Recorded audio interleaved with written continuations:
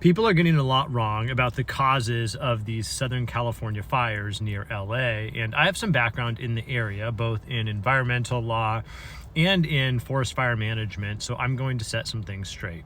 First, we need to talk about the environmental side. So a glut of environmental legislation was pushed through Congress in primarily the 1960s and 70s under the Nixon administration.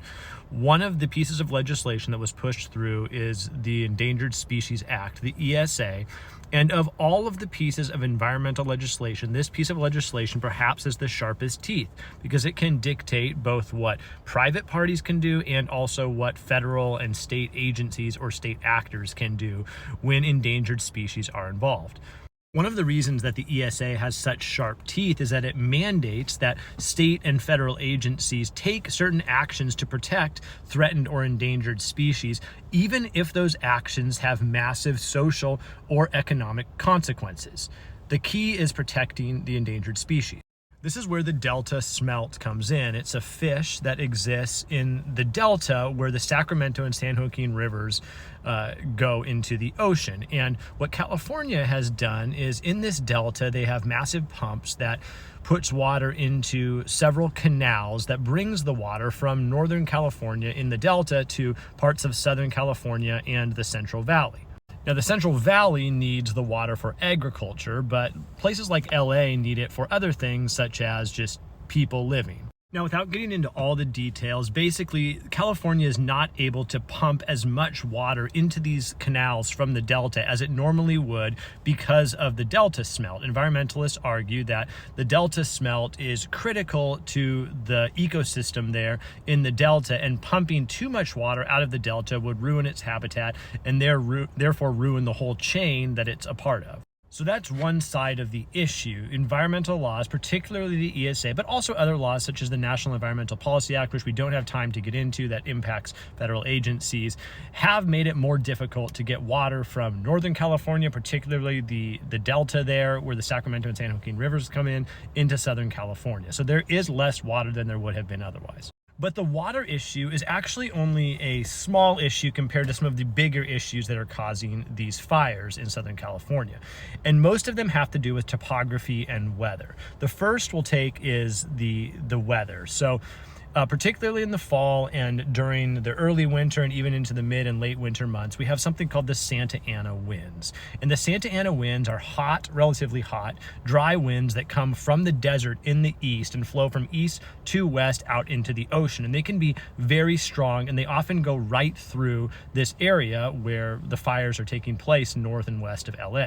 These Santa Ana winds are bad for a couple different reasons. Number one, they are very dry. So even if there's no fire, they dry out vegetation, dry out trees, dry out the ground, and make conditions very ripe for fire. But number two, if a fire does start, they massively grow the fire because fires need oxygen. It's one of the main parts of the fire triangle. And then also wind helps spread the fire. So if there's wind providing significant amounts of oxygen and is also blowing and fanning those flames, not only will the fire that the winds blow on grow, but this will also create spot fires all over the area and all over the region, sometimes a mile or 2 miles away from the original fire. So you've seen a lot of reports of all these random fires starting around LA, and people are like, oh, it's domestic terrorism, or oh, it's this.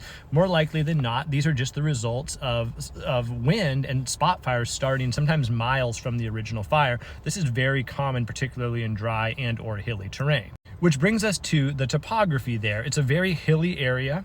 So on top of the dry vegetation and the winds, it's hilly.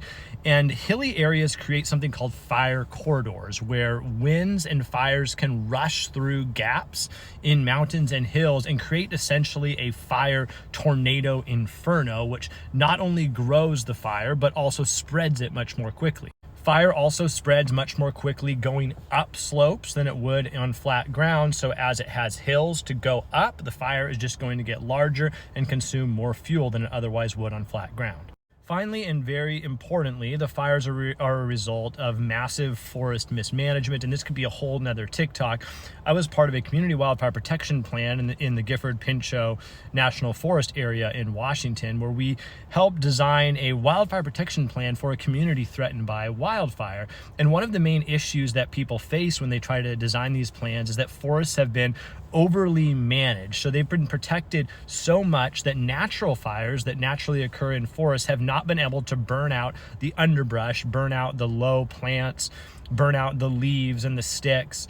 And so you just have combustible dry fuel sitting on the forest floor for decades upon decades. And so when a fire does hit, it's almost impossible to stop. It has so much fuel to burn. It's over management, and it's a major problem, especially in the western part of the United States. So all of these factors, the environmental factors, which you can argue about, the Santa Ana winds, the topography, the fuels, the human behavior, and then the overmanagement of the forest has created a perfect storm. And that's a lot of what we're seeing in Southern California right now. My prayers do go up to the people down there. And hopefully we can learn our lessons from this.